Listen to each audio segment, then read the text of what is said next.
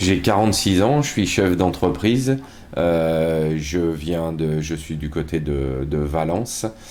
J'ai une femme, trois enfants qui ont de 12 à 22 ans.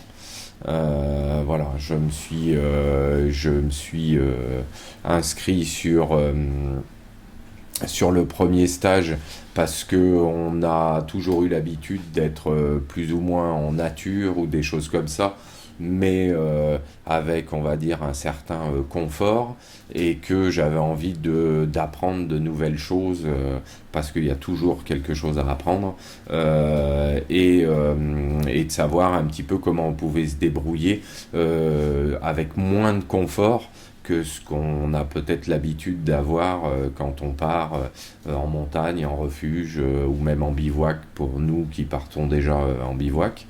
Euh, Moi, le WAR 1, il y a toute une partie des connaissances qu'on avait déjà, puisque ben, voilà, dormir à la belle étoile, c'est quelque chose qui nous était connu. Dormir, voilà, sans rien dans la forêt, moins, puisque ben, comme d'habitude, hein, on part toujours avec quand même un certain confort, des choses comme ça.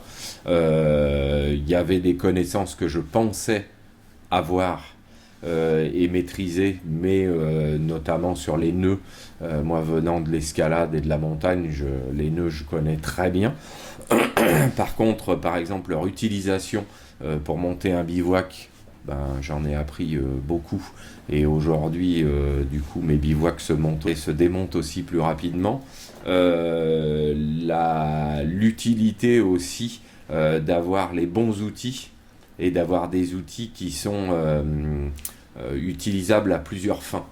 C'est-à-dire avoir l'outil, mais au lieu de transporter une hache, une pelle, une scie et tout le reste, c'est d'avoir une chose, mais qu'on puisse utiliser de manière différente, et de bien comprendre que voilà, tout ce qu'on peut avoir en bivouac, ça doit être utile.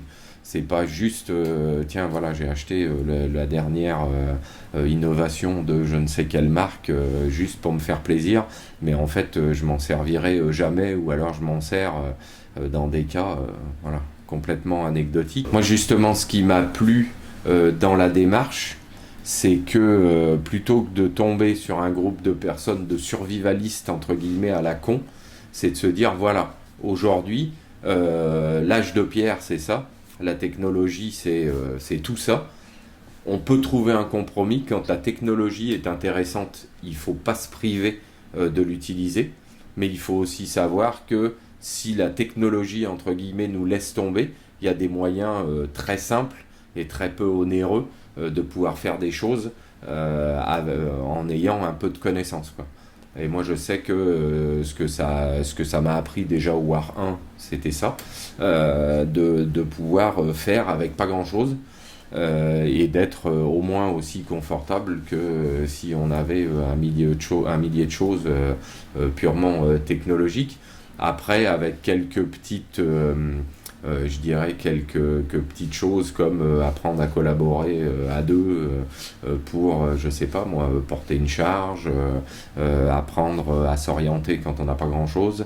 Voilà, on a toujours utilisé des boussoles, des choses comme ça. Là, on apprend à s'orienter un peu différemment, apprendre à apprécier les distances sans rien, entre guillemets. Donc ça, de ce côté-là, ouais. Et puis une expérience quand même euh, de groupe et de vie ensemble qui est quand même bien plus forte que si on est tous dans un hôtel et qu'on fait une réunion tous les jours. Voilà, ça n'a rien à voir, quoi.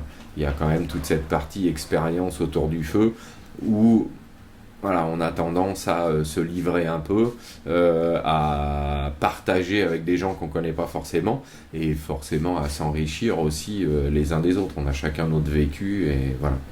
Donc moi, vraiment, le War 1, c'était ça, même si, voilà, sur la partie dormir dehors, j'étais pas dépaysé, quoi. Ça, voilà. Mais je pense que même quelqu'un qui a l'habitude de dormir dehors, voilà, il y a un intérêt à démarrer par là.